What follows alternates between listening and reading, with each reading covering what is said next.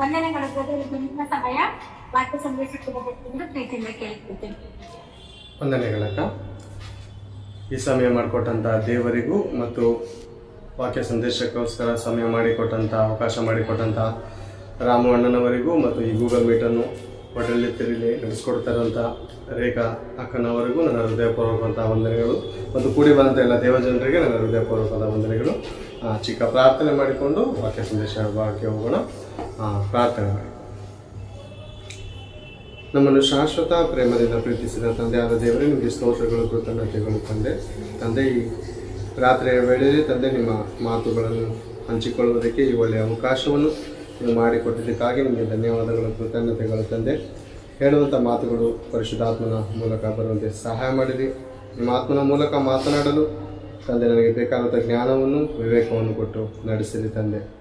ಮತ್ತು ತಂದೆ, ಪ್ರಾರಂಭದಿಂದ ಅಂತ್ಯದವರೆಗೂ ನಮ್ಮ ಮಧ್ಯದಲ್ಲಿ ನಿಮ್ಮೊಬ್ಬರದೇ ನಾಮ ಮಹಿಮೆ ಪಡಿಸಿಕೊಳ್ಳಬೇಕೆಂದು ಈ ಪ್ರಾರ್ಥನೆಯನ್ನು ಪ್ರಭು ರಕ್ಷಕನಾಗಿರುವ ಕ್ರಿಸ್ತೇಸುವಿನ ನಾಮದಲ್ಲಿ ಪ್ರಾರ್ಥಿಸಿ ಬೇಡಿ ಹೊಂದಿನಪ್ಪ ತಂದೆ. ಮತ್ತೊಂದು ಸಾರಿ ಕೂಡಿ ಬಂದಂಥ ಎಲ್ಲ ದೇವಜನರಿಗೆ ನನ್ನ ಹೃದಯಪೂರ್ವಕದ ವಂದನೆಗಳು. ಬೇರೆ ಒಂದು ರಿಕ್ವೆಸ್ಟ್ ಏನಂದರೆ, ನಿಮ್ಮ ನ್ಯೂಟನ್ನು ಗಮನಿಸಿಕೊಳ್ಳಿ. ನೀವು ವಾಕ್ಯವನ್ನು ಕೇಳ್ತಾ ಇದ್ದರೆ ನ್ಯೂಟ್ ಎಲ್ಲ ಆಗಿದೆಯೋ ಸೌಂಡ್ ಬಂದಾಗ ನಿಮಗೆ ಗಮನಕ್ಕೆ ಬರುತ್ತೆ, ಎಲ್ಲೋ ನ್ಯೂಟ್ ಆಗಿದೆಯಲ್ಲ, ಯಾರ್ದೋ ಆಗಿದೆಯಲ್ಲ ಅಂತ. ಆದ್ದರಿಂದ ನೀವು ಗಮನಿಸಿ ಕೇಳುವಾಗ ನಮ್ಮ ತಪ್ಪು ಎಲ್ಲಿದೆ ಅಂತ ನಮ್ಗೆ ಗೊತ್ತಾಗುತ್ತೆ. ದಯವಿಟ್ಟು ಡಿಸ್ಟರ್ಬೆನ್ಸ್ ಆಗದಿರೋ ರೀತಿಯಲ್ಲಿ ನೀವು ನೋಡ್ಕೋಬೇಕಂತ ಪ್ರೀತಿಯಿಂದ ನಿಮ್ಮಂತೆ ವಿನಂತಿ ಮಾಡ್ಕೊಳ್ತೇನೆ. ಧನ್ಯವಾದಗಳು. ಓಕೆ ಪ್ರೇರೆ, ವಾಕ್ಯದ ಅಂಶದ ಹೆಸರು ಪರೋಪಕಾರವು ತನಗೂ ಉಪಕಾರವು. ಮತ್ತೊಂದು ಸಾರಿ ಹೇಳ್ತೇನೆ, ಪರೋಪಕಾರವು ತನಗೂ ಉಪಕಾರವು ಎನ್ನುವಂಥ ಅಂಶದ ಮೇಲೆ ಈ ಸಮಯದಲ್ಲಿ ಮಾತನಾಡೋದಕ್ಕೆ ದೇವರ ಕೃಪೆಯಿಂದ ಸಿದ್ಧನಾಗಿದ್ದೇನೆ. ಬೇರೆ ಒಂದು ಸಾರಿ ಜ್ಞಾನೋಕ್ತಿಗಳು ಆ ಮಾತು ಎಲ್ಲಿದೆ ಅಂತ ನಾವು ನೋಡಿಕೊಳ್ಳುವಾಗ, ಜ್ಞಾನೋಕ್ತಿಗಳು 11ನೇ ಅಧ್ಯಾಯ 16ನೇ ವಚನವನ್ನು 17ನೇ ವಚನವನ್ನು ಒಂದು ಸಾರಿ ಓದಿ ಯಾರಾದರೂ ಸಹಕರಿಸುತ್ತೇವೆ. ದಯಾಳುವಾದ ಹೆಂಗಸು ಮಾನವನ್ನು ಪಡೆಯುವಳು, ಬಲಾತ್ಕಾರಿಗಳು ಧನವನ್ನು ಮಾತ್ರ ಆರ್ಜಿಸುವರು. ಪರೋಪಕಾರವು ತನಗೂ ಉಪಕಾರ, ಕ್ರೂರನು ತನ್ನ ಶರೀರವನ್ನು ಹಿಂಸಿಸುವನು. Thank you sister. ದಯಾಳುವಾದ ಹೆಂಗಸು ಮಾನವನ್ನು ಪಡೆಯುವಳು, ಬಲಾತ್ಕಾರಿಗಳು ಧನವನ್ನು ಮಾತ್ರ ಆರ್ಜಿಸುವರು. ಪರೋಪಕಾರವು ತನಗೂ ಉಪಕಾರ ಅನ್ನುವಂಥ ಅಂಶವನ್ನು ನಾವು ಈ ದಿನ ನೋಡ್ತಾ ಇದ್ದೇವೆ. ಬೇರೆ ಸತ್ಯವೇದ ಗ್ರಂಥದಲ್ಲಿ ದಯಾಳುವಾದ ಹೆಂಗಸು ಇದ್ದಾಳ? ಯಾರಾದರೂ ಗೊತ್ತಿದ್ರೆ ಹೇಳ್ಬೋದು. ದಯಾಳು ಅಂದರೆ ಇತರರಿಗೆ ಸಹಾಯ ಮಾಡುವಂಥ ಮನಸ್ಸು, ಅಂದರೆ ದಿಕ್ಕಿಲ್ಲದವರಿಗೆ, ದೀನರಿಗೆ, ಬಡವರಿಗೆ ಸಹಾಯ ಮಾಡುವಂಥ ಮನಸ್ಸು. ಇಂಥ ಮನಸ್ಸುಳ್ಳವರು ಯಾರಾದರೂ ಇದ್ದಾರಾ ಅಂತ ನಿಮ್ಮ ಗುರುತಿಗೆ ಯಾರಾದರೂ ಸಿಕ್ಕಿದ್ರೆ, ನೆನಪಿಗೆ ಯಾರಾದರೂ ಬಂದಿದ್ರೆ ನೀವು ಹೇಳ್ಬೋದು. ಕೊಯ್ಬಿ. Okay, thank you brother. ನಾವು ಮತ್ತೊಬ್ಬ ಭಕ್ತಳನ್ನು ಒಂದು ಸಾರಿ ನಾವು ಸತ್ಯವೇದ ಗ್ರಂಥದಲ್ಲಿ ಗಮನಿಸೋಣ. ಒಂದು ಸಾರಿ ಎಲ್ಲರೂ ಅಪೊಸ್ತಲರ ಕೃತ್ಯಗಳು ತೆಗೆಯೋಣ. ಅಪೊಸ್ತಲರ ಕೃತ್ಯಗಳು 9ನೇ ಅಧ್ಯಾಯ 36ನೇ ವಚನದಿಂದ ಓದಿಕೊಳ್ಳೋಣ. ಯೊಪ್ಪದಲ್ಲಿ ತಬಿತಾ ಎಂಬ ಒಬ್ಬ ಶಿಷ್ಯಳಿದ್ದಳು. ಆ ಹೆಸರಿಗೆ ಗ್ರೀಕ್ ಭಾಷೆಯಲ್ಲಿ ದೋರ್ಕಾ ಎಂದರ್ಥ. ಆಕೆಯು ಸತ್ಕ್ರಿಯೆಗಳನ್ನು, ದಾನ ಧರ್ಮಗಳನ್ನು ಬಹಳವಾಗಿ ಮಾಡುತ್ತಿದ್ದಳು. ಆ ಕಾಲದಲ್ಲಿ ಆಕೆ ರೋಗದಲ್ಲಿ ಬಿದ್ದು ಸತ್ತಳು ಮತ್ತು ಆಕೆಯ ಶವವನ್ನು ತೊಳೆದು ಮೇಲಂತಿಸ್ತಿನಲ್ಲಿಟ್ಟರು. ಯೊಪ್ಪಕ್ಕೆ ಲುದ್ದವು ಹತ್ತಿರವಾಗಿರಲಾಗಿ ಪೇತ್ರನು ಅಲ್ಲಿ ಇದ್ದಾನೆಂದು ಶಿಷ್ಯರು ಕೇಳಿ 2 ಮನುಷ್ಯರನ್ನು ಅವನ ಬಳಿಗೆ ಕಳುಹಿಸಿ ತಡ ಮಾಡದೆ ನಮ್ಮ ತನಕ ಬರಬೇಕೆಂದು ಬೇಡಿಕೊಂಡರು. ಪೇತ್ರನು ಎದ್ದು ಅವರ ಜೊತೆಯಲ್ಲಿ ಹೋದನು. ಅವನು ಬಂದ ಕೂಡಲೇ ಅವರು ಅವನನ್ನು ಮೇಲಂತಸ್ತಿಗೆ ಕರೆದುಕೊಂಡು ಹೋದರು. ಅಲ್ಲಿ ವಿಧವೆಯರೆಲ್ಲರೂ ಅಳುತ್ತಾ ಅವನ ಹತ್ತಿರ ನಿಂತುಕೊಂಡು ದೋರ್ಕಳು ತಮ್ಮ ಸಂಗಡ ಇದ್ದಾಗ ಮಾಡಿಕೊಟ್ಟಿದ್ದ ಒಳಂಗಿಗಳನ್ನು ಮೇಲಂಗಿಗಳನ್ನು ತೋರಿಸಿದರು. ಪೇತ್ರನು ಅವರೆಲ್ಲರನ್ನು ಹೊರಕ್ಕೆ ಕಳಿಸಿ ಸಾಕು ಥ್ಯಾಂಕ್ ಯು. ಬೇರೆ ದಯಾಳುವಾದ ಹೆಂಗಸು ಮಾನವನ್ನು ಪಡೆಯುವಳು ಅನ್ನುವಂಥ ವಿಷಯವನ್ನು ನಾವು ನೋಡ್ತಾ ಇದ್ದೇವೆ. ಜ್ಞಾನೋಕ್ತಿಗಳು 11ನೇ ಅಧ್ಯಾಯ 6ನೇ ವಚನದಲ್ಲಿ ಈ ಮಾತು. ಅಪೊಸ್ತಲ ಕೃತ್ಯಗಳು 9ನೇ ಅಧ್ಯಾಯ 36ನೇ ವಚನದಲ್ಲಿ ಯೊಪ್ಪದಲ್ಲಿ ತಬಿತಾ ಎಂಬ ಒಬ್ಬ ಶಿಷ್ಯರಿದ್ದಳು. ತಬಿತಾ ಎಂಬುವಂಥ ಅರ್ಥ ಜಿಂಕೆ ಎಂಬುದಾಗಿ. ಬೇರೆ ಈ ಭಕ್ತಳು ಯಾರ್ಯಾರನ್ನ ಕಾಪಾಡ್ತಾ ಇದ್ದಂತೆ ಅಂದರೆ ಮೇಲಂಗಿಯನ್ನು ಒಳಂಗಿಯನ್ನು ಕೊಟ್ಟು ಅನೇಕ ವಿಧವೆಯರನ್ನು, ಅನೇಕರಿಗೆ ವಸ್ತ್ರವಿಲ್ಲದವರನ್ನು ಕಾಪಾಡಿ ಕನಿಕರಿಸಿ ಅವರ ಮಧ್ಯದಲ್ಲಿ ಯೇಸು ಕ್ರಿಸ್ತನ ಹಾಗೆ ದಯವುಳ್ಳವಳಾಗಿ ತನ್ನನ್ನು ತಾನು ಭಕ್ತಳಾಗಿ ಜನರಿಗೆ ಪರಿಚಯ ಆಗಿದ್ದಾರೆ. ಆ ಹೆಂಗಸು ಸತ್ತಾಗ ಯಾರ್ಯಾರು ಬಂದಿದ್ದಾರಂತೆ? ಅವನು ಬಂದ ಕೂಡಲೇ ಅವನನ್ನು ಮೇಲಂತಸ್ತಿಗೆ ಕರೆದುಕೊಂಡು ಹೋದರು. ಅಲ್ಲಿ ವಿಧವೆಯರು ಅಳುತ್ತಾ ಅವನ ಹತ್ತಿರ ನಿಂತುಕೊಂಡು ದ್ವಾರಗಳು ತಮ್ಮ ಸಂಗಡ ಇದ್ದಾಗ ಮಾಡಿಕೊಟ್ಟಿದ್ದ ಒಳಂಗಿಯನ್ನು ಮೇಲಂಗಿಗಳನ್ನು ತೋರಿಸಿದರು. ಬೇರೆ ಈ ಶಿಷ್ಯರು ಅಂದರೆ ದಯಾಳುವಾದ ಈ ಸ್ತ್ರೀ, ಈ ಭಕ್ತಳು ದಯಾಪೂರ್ವಕವಾಗಿ, ಮನಪೂರ್ವಕವಾಗಿ, ಧಾರಾಳವಾಗಿ ವಿಧವೆಯರನ್ನು ಪರಾಂಬರಿಸಿ ಅವರ ಗೌರವವನ್ನು ಮುಚ್ಚುವಂಥ ವಸ್ತ್ರಗಳನ್ನು, ಅವರಿಗೆ ಬೇಕಾಗಿರುವಂಥ ವಸ್ತ್ರಗಳನ್ನು ಯೇಸುಪ್ರಭು ಹೇಳಿದಾರಲ್ವ, ಯಾರಿಗಾದ್ರೂ ಅಂಗಿ ಇಲ್ಲ ಅಂದರೆ ಅಂಗಿ ಕೊಡಿರಿ. ಯೋಹಾನನು ಕೂಡ ಹೇಳುವುದನ್ನು ನಾವು ನೋಡಿದ್ದೇವೆ. ಯಾರ ಬಳಿ ಆದರೂ 2 ಅಂಗಿ ಇದ್ದರೆ ಇಲ್ಲದವನಿಗೆ ಒಂದನ್ನು ಕೊಡಲಿ. ಸತ್ಯವೇದ ಗ್ರಂಥ ನಮ್ಮ ಬಳಿಯಲ್ಲಿದ್ದರೂ ಈ ವಚನಗಳು ನಾವು ಓದ್ತಾ ಇದ್ರು, ನಾವು ಆ ಕಾರ್ಯಗಳು ಮಾಡೋಕ್ಕೆ ಆಗ್ತಾ ಇಲ್ಲ ಪ್ರೇರಣೆ. ಆದರೆ ಪವಿತ್ರಾತ್ಮನ ಮೂಲಕ ಪ್ರೇರೇಪಿಸಲ್ಪಟ್ಟು ಇತರರಿಗೆ ಸಹಾಯ ಮಾಡುವಂಥ ಮನಸ್ಸು, ಪರರಿಗೆ ಉಪಕಾರ ಮಾಡಿದ್ದರಿಂದ ಏನಾಗ್ತು? ತನಗೆ ತಾನೇ ಉಪಕಾರ ಮಾಡಿಕೊಂಡ ಹಾಗೆ ಏನಾಗ್ತು? ಮುಂದೆ ಕೆಳಗಡೆ ಓದೋಣ ಪ್ರೇರೆ, 40ನೇ ವಚನದಿಂದ ಓದೋಣ. ಪೇತ್ರನು ಅವರೆಲ್ಲರನ್ನು ಹೊರಕ್ಕೆ ಕಳುಹಿಸಿ ಮೊಣಕಾಲೂರಿ ಪ್ರಾರ್ಥನೆ ಮಾಡಿ ಶವದ ಕಡೆಗೆ ತಿರುಗಿಕೊಂಡು ತಬಿತಾ ಹೇಳು ಅಂದನು. ಆಕೆಯು ಕಣ್ಣು ತೆರೆದು ಪೇತ್ರನನ್ನು ನೋಡಿ ಎದ್ದು ಕೂತುಕೊಂಡಳು. ಎಂತೇರೆ ಸತ್ತು ಹೋಗಿದ್ದ ಅಂತ ದ್ವಾರಗಳು ಎದ್ದು ನಿಂತ್ಕೋತಾ ಇದ್ದಾರೆ. ಕಾರಣ ತನ್ನಲ್ಲಿ ದಯೆ ಇದ್ದದರಿಂದ, ತನ್ನಲ್ಲಿ ಮತ್ತೊಬ್ಬರಿಗೆ ಸಹಾಯ ಮಾಡುವಂಥ ಮನಸ್ಸಿದ್ದದರಿಂದ ಆ ಮನಸ್ಸು ದೇವರಿಗೆ ಇಷ್ಟ ಆಯಿತು ಪ್ರೇಮ. ದೇವರಿಗೆ ನಾವು ಇಷ್ಟ ಆಗುವಂಥ ರೀತಿಯಲ್ಲಿ ನಡ್ಕೊಳ್ಳುವಾಗ ದೇವರು ನಮ್ಮ ಕೈ ಬಿಡಲ್ಲ ಪ್ರೇಮ. ದೇವರು ನಮ್ಮ ಕೈ ಬಿಡುವುದಿಲ್ಲ. ಅದು ಮಾತ್ರ ನಿಜವಾಗ್ಲೂ ಪ್ರೇರೆ ನಂಬತಕ್ಕಂಥ ಮಾತು, ಸರ್ವಾಂಗೀಕಾರಕ್ಕೆ ಯೋಗ್ಯವಾದಂಥ ಮಾತು. ಅಂಗೀಕಾರ ಮಾಡ್ಕೋಬೇಕು ಆ ಮಾತು ನಿಜವಾಗ್ಲೂ. ಬಟ್ಟೆ ಇಲ್ಲದವರಿಗೆ ಬಟ್ಟೆಯನ್ನು ಕೊಟ್ಟು ದಾನ ಧರ್ಮ ಮಾಡ್ತಾ ಇದ್ದಾರೆ. ಆ ಕಾಲದಲ್ಲಿ ಆಕೆ ಮೇಲ್ಗಡೆ ನೋಡುವಾಗ ದ್ವಾರಕ ಎಂದರ್ಥ ಆಕೆಯು ಸತ್ಕ್ರಿಯೆಗಳನ್ನು, ದಾನ ಧರ್ಮಗಳನ್ನು ಸ್ವಲ್ಪವಾಗಿ ಮಾಡುತ್ತಿದ್ದಾಳು ಅಂತ ಆಯ್ತಾ. ಸ್ವಲ್ಪವಾಗಿ ಮಾಡುತ್ತಿದ್ದಾಳ. ಅವಾಗೋ ಇವಾಗೋ ವರ್ಷಕ್ಕೋ ಕ್ರಿಸ್ಮಸ್ ದಿವಸ 1000 ಜನಕ್ಕೆ ಊಟ ನಾವೆಲ್ಲ ಕ್ರೈಸ್ತರು ತಿಂದ ನಂತರ ಒಂದು 10 ಜನ ಆಚೆ ಕಡೆಯಿಂದ ಯಾರಾದರೂ ಬಂದು ತಿನ್ಕೊಂಡು ಹೋಗ್ತಾರೆ. ಈ ರೀತಿ ಸ್ವಲ್ಪವಾಗಿನ ಇಲ್ಲ ಪ್ರೇರೆ, ಬಹಳವಾಗಿ ಇದನ್ನು ಬಹಳವಾಗಿ ಮಾಡ್ತಾ ಇದ್ರಂತೆ. ಆತನ ಪರಿಸ್ಥಿತಿ ಏನಿತ್ತು, ಆ ಭಕ್ತನ ಪರಿಸ್ಥಿತಿ ಹೆಂಗಿತ್ತೋ ಅಂತ ಪರಿಸ್ಥಿತಿಲೂ ಆತನು ಬಹಳವಾಗಿ ಮಾಡ್ತಾ ಇದ್ದಾನಂದ್ರೆ, ಅಂದ್ರೆ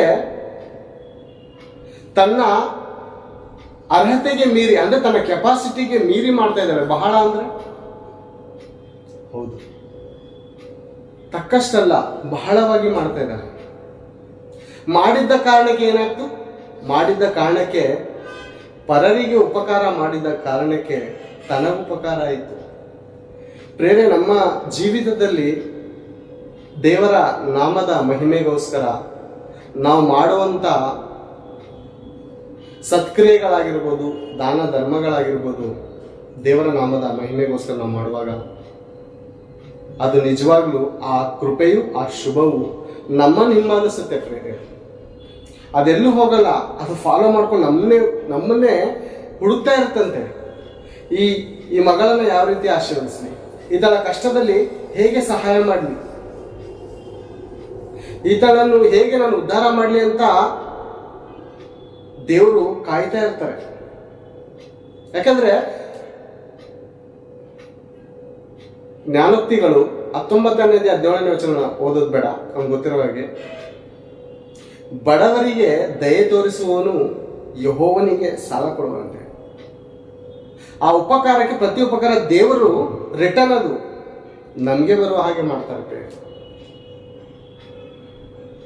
ದೇವರ ನಾಮದ ಮಹಿಮೆಗೋಸ್ಕರ ಮಾಡುವಂತ ಪ್ರತಿಯೊಂದು ಸತ್ಕ್ರಿಯೆಗಳು ಅದು ಖಂಡಿತ ನಮ್ಮನ್ನು ಹಿಂಬಾಲಿಸುತ್ತೆ. ಅದು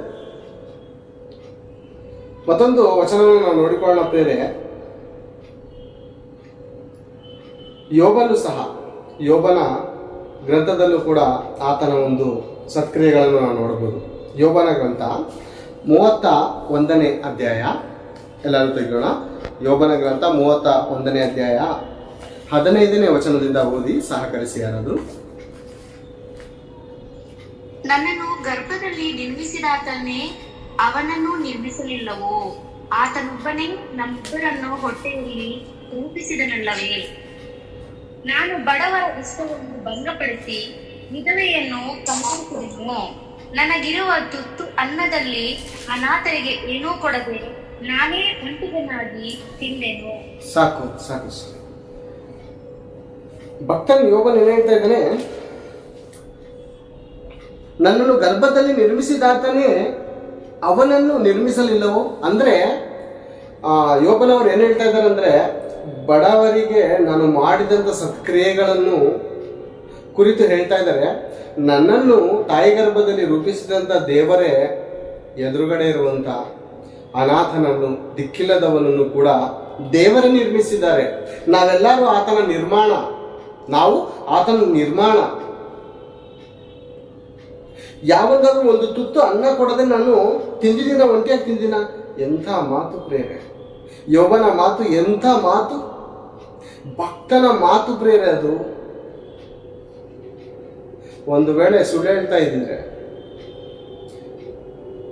ದೇವರು ಇವ್ರ ಮೂಲಕ ಮಾತಾಡ್ಸ್ಬೋದಾಗಿತ್ತಲ್ಲ, ನೀನೇನು ಮಾಡಿಲ್ಲಪ್ಪ ದಾನ ಧರ್ಮ, ಸುಳ್ಳು ಹೇಳಕ್ ಹೋಗ್ಬೇಡ ಅಂತ. ಪರಿಶುದ್ಧಾತ್ಮನ ಮೂಲಕ ಹೇಳ್ತಾರಂತ ಮಾತು. ಕೆಳಗಡೆ ವಚನ ಓದುವಾಗ ಪ್ರೇರೆ, ಕೆಳಗಡೆ ಓದಿ ಸಿಸ್ಟರ್ ಒಂದು ಸ್ವಲ್ಪ. ನನಗಿರುವ ತುತ್ತು ಅನ್ನದಲ್ಲಿ ಅನಾಥರಿಗೆ ಏನೂ ಕೊಡದೆ ನಾನೇ ಒಂಟಿಗನಾಗಿ ತಿಂದೆನೋ?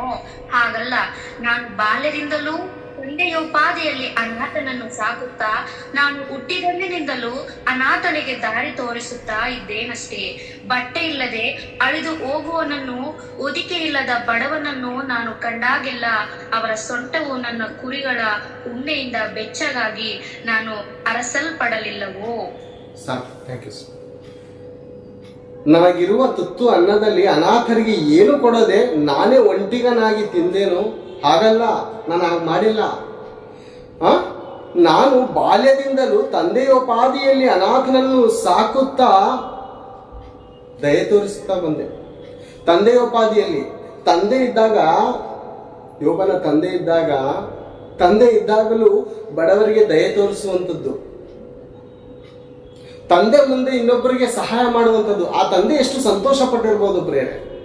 ಯೋಬನನ್ನು ಅವರ ತಂದೆ ನೋಡಿ ಎಷ್ಟು ಸಂತೋಷ, ಅಯ್ಯೋ ನನ್ನ ಮಗ ಎಷ್ಟು ಒಳ್ಳೆಯವರು, ಎಷ್ಟು ದಯಾಳುವಾದ ಮನಸ್ಸು ಇಂಥದ್ದು, ಇಂಥ ಮಗನನ್ನು ಪಡೆದಕ್ಕೆ ನಾನು ಧನ್ಯನು ಅಂತ ತಂದೆ ಅಂದ್ಕೊಂಡಿರ್ತಾರ. ಯೋಬನನ್ನು ನೋಡಿ ತಂದೆಯೋಪಾದಿಯಲ್ಲಿ ಇದ್ದಾಗಲೂ ದಯೆ ತೋರಿಸ್ತಾ ಇದ್ದವರಿಗೆ ಅಂತ ಅಂದ್ರೆ ಪ್ರೇರೆ, ಆ ಚಿಕ್ಕ ವಯಸ್ಸಿನಿಂದ ಆ ಆತನ ಭಕ್ತಿ ಪ್ರೇರೆ. ಯೋಬನವರ ಭಕ್ತಿ ಯಾವಾಗಿಂದ ಇದೆ? ವಯಸ್ಸಾದ ನಂತರ ಅಲ್ಲ, ಚಿಕ್ಕ ವಯಸ್ಸಿನಿಂದ ಇದ್ದದರಿಂದ ಅಂಥ ದೃಢವಾದಂಥ ನಂಬಿಕೆ ಎಲ್ಲಿಂದ ಬಂದಿದೆ? ಚಿಕ್ಕ ವಯಸ್ಸಿನಿಂದ. ಏನ್ ಪ್ರೇರೆ? ನಮ್ಮ ಮಕ್ಕಳು ಇತರರು ದಿಕ್ಕಿಲ್ಲದವರನ್ನು ಪರಾಮರಿಸುವುದನ್ನು ನಾವು ಹೇಳಿಕೊಡ್ಬೇಕು ಪ್ರೇರೆ. ಮಗನೇ, ಊಟಕ್ಕೆ ಟಿಫನ್ ತಗೋ ಹೋಗ್ತೀಯಲ್ಲ, ಸ್ಕೂಲು ಕಾಲೇಜ್ಗೆ ಹೋಗುವಾಗ ನೀನು ತಿನ್ನೋಕ್ಕಿಂತ ಮುಂಚೆ ಸುತ್ತಮುತ್ತಲಿರುವಂಥ ಯಾರಾದರೂ ಅನಾಥರು, ಯಾವುದೋ ಅಜ್ಜಿ ಆಗಿರ್ಬೋದು, ತಾತ ಆಗಿರ್ಬೋದು, ವಯಸ್ಸಾದಂಥ ವೃದ್ಧರಾಗಿರ್ಬೋದು, ಈ ಥರದವ್ರು ಯಾರಾದರೂ ಕಾಣಿಸ್ರೆ ನಿನಗಿರುವಂಥ ತುತ್ತು ಅನ್ನದಲ್ಲಿ ಅವ್ರಿಗೆ ಹಂಚಿದ್ದೀನಿ. ಇಲ್ಲಾಂದರೆ ಪರವಾಗಿಲ್ಲ, ಕೊಡು. ನಿನ್ನನ್ನು ನೋಡ್ಕೊಳಕ್ಕೆ ನಾನಿದ್ದೀನಿ, ನಿನ್ನನ್ನು ಆಹಾರ ಕೊಟ್ಟು ಪೋಷಿಸಕ್ಕೆ ನಾನಿದ್ದೀನಪ್ಪ. ಅವ್ರು ಯಾರ ಹತ್ರ ಹೋಗ್ಬಿಡ್ತಾರೆ. ಅವ್ರಿಗೆ ಕೊಡು, ಅವ್ರಿಗೆ ಸಹಾಯ ಮಾಡು. ನಿನ್ನ ಹತ್ರ ತಿಂಡಿ ಕಾಸಿದ್ಯಾ, 5 ರೂಪಾಯಿ 10 ರೂಪಾಯಿ, ಅವ್ರು ಕೊಡು, ಸಹಾಯ ಮಾಡು ಅಂತ ನಮ್ಮ ಮಕ್ಕಳಿಗೆ ಹೇಳಬೇಕು ಪ್ರೇರೆ. ನಿಜವಾಗ್ಲೂ ನಾವು ಈ ಮಾತುಗಳು, ಈ ಸತ್ಕ್ರಿಯೆಗಳನ್ನು ಮಾಡುವುದನ್ನು ಯೋಬನ ತಂದೆ ಒಂದು ಮಾತು ಹೇಳಿದ್ರಿಂದಲೇ ಅಲ್ವಾ ಈ ಕಾರ್ಯಗಳೆಲ್ಲ ಆತನ ಮಾಡೋದಂತ. ಆತನ ಅಷ್ಟೊಂದು ಭಕ್ತಿ ಬರ್ಬೇಕಂದ್ರೆ ಯೋಬನವರ ತಂದೆ ಅವ್ರಿಗೆ ಹೇಳ್ಕೊಟ್ಟಿರಲ್ವಾ? ಹೇಳಿರ್ತಾರೆ. ಮಾಡಿಸಿರಲ್ವ? ಮಾಡಿಸಿರ್ತಾರೆ. ಆದ್ರಿಂದ ಆ ಭಕ್ತಿ ಎಲ್ಲಿವರೆಗೂ ಇದೆ? ಸಾಯೋವರೆಗೂ ಇದೆ. ಸಾಯೋವರೆಗೂ ಆ ಭಕ್ತಿ ಇದೆ. ಏನ್ ಹೇಳ್ತಾರೆ ಗೊತ್ತಾ ಯೋಬನವರು? ನಾನಂತೂ ನನ್ನ ವಿಮೋಚಕನನ್ನು ಬಲ್ಲೆನು, ಆತನು ಧೂಳಿನ ಮೇಲೆ ಸಾಕ್ಷಿಯಾಗಿ ನಿಲ್ಲುವನು. ನನ್ನ ವಿಮೋಚಕನನ್ನು ತಿಳಿದಿದ್ದೇನೆ, ಆತ ನನ್ನ ಕೈ ಬಿಡೋದಿಲ್ಲ. ಯಾಕಂದ್ರೆ ನಾನು ಅನಾಥರಿಗೆ ಕೈ ಬಿಡ್ಲಿಲ್ವಲ್ಲ, ನಾನು ಬಡವರಿಗೆ ಧಿಕ್ಕರಿಸ್ಲಿಲ್ವಲ್ಲ. ಎಂಥ ಬಟ್ಟೆ ಗೊತ್ತಾ? ಆತನು ಬಟ್ಟೆ ಕೊಡ್ತಾ ಇದೆ ಎಂಥವ್ರು ಗೊತ್ತಾ? ಎಂಥ ಬಟ್ಟೆ ಅಂದ್ರೆ ಅದು ಉಣ್ಣೆ ಬಟ್ಟೆಗಳು. ಅಂದ್ರೆ ಕುರಿ ಉಣ್ಣೆ ಬಟ್ಟೆಗಳಂದ್ರೆ ಅದು ತುಂಬಾ ಅಮೂಲ್ಯವಾದಂಥ ಬೆಲೆಗಳು ಪ್ರಿಯರೇ. ಅದಕ್ಕೆ ತುಂಬಾ ಬೆಲೆ. ರೇಷ್ಮೆ ಬಟ್ಟೆ ಹೇಗೆ ಈಗಿನ ಕಾಲದಲ್ಲಿ ರೇಷ್ಮೆ ಬಟ್ಟೆಗಳನ್ನು ಹಾಕಿಕೊಂಡಿರ್ತಾರೋ ಆ ಥರ ಬೆಲೆ ಬಾಳುವಂಥ ಬಟ್ಟೆ ಇಲ್ಲದವರಿಗೆ, ದಿಕ್ಕಿಲ್ಲದವರಿಗೆ ಕೊಟ್ಟು ಪೋಷಿಸ್ತಾ ಇರುವಂಥ ಭಕ್ತಿ ಯೋಬನಲ್ಲಿ. ನಮ್ಮಂತೆ ನಾವು ಪ್ರೀತಿಸಬೇಕು ಅಂತ ವಾಕ್ಯ ಇದೆ. ನಿನ್ನ ನೆರೆಯವರನ್ನು ನಿನ್ನಂತೆಯೇ ಪ್ರೀತಿಸಬೇಕು ಅಂತ. ಬೇರೆ ಆ ವಚನವನ್ನು ಆಲೋಚನೆ ಮಾಡುವಾಗ ಭಯ ಆಗುತ್ತೆ. ನನ್ನಂತೆ ನನ್ನ ನೆರೆಯವರನ್ನು ಪ್ರೀತಿಸೋದಕ್ಕೆ ಎಷ್ಟು ಕಷ್ಟ ಗೊತ್ತಾ? ಒಂದು ತುತ್ತು ತಿನ್ನಬೇಕಾದ್ರೆ ದಿಕ್ಕಿಲ್ಲದವರನ್ನು ಪರಾಂಬರಿಸ್ತಾ ಇದ್ದಾರೆ ಯೋಬನು ಅಂತಂದ್ರೆ ಏನ್ ಪ್ರೇರೆ, ಏನ್ ಭಕ್ತಿ ಪ್ರೇರೆ ಆತನದು. ಆದ ಕಾರಣ ಏನಾಯ್ತು ಗೊತ್ತಾ? ಕಳೆಯಲ್ಲಿ ಕಳೆದುಕೊಂಡದ್ದು 2ರಷ್ಟು ಸಿಕ್ಕಿದೆ ಆತನಿಗೆ ಅಲ್ವಾ? ತಬಿತಳು ಅಂದ್ರೆ ದೋರ್ಕ ಎಂಬುವಂತ ಆ ತಬಿತಳು ತನ್ನ ಪ್ರಾಣವನ್ನು ಕಳ್ಕೊಂಡಿದ್ದು ಹಿಂದಕ್ಕೆ ಸಿಕ್ತು. ಯೋಬ ತನ್ನ ಜೀವಿತವನ್ನು ಅವರೆಲ್ಲ ಹಾಳು ಮಾಡ್ಕೊಂಡಿದ್ರು, 2ರಷ್ಟು ಹಿಂದಕ್ಕೆ ಸಿಕ್ತು. ಏನ್ ದೇವ್ರು ಬಿಡ್ತಾರ ಪ್ರೇರ? ನಮ್ಮ ಆಶೀರ್ವಾದಕ್ಕೆ ತಡೆಯಾಗಿರುತ್ತೆ ಯಾವ್ದಾದ್ರು ವಿಷಯ ಇದ್ರೆ ಬಿಡ್ತಾರ? ಖಂಡಿತ ಬಿಡಲ್ಲ ಪ್ರೇರೆ.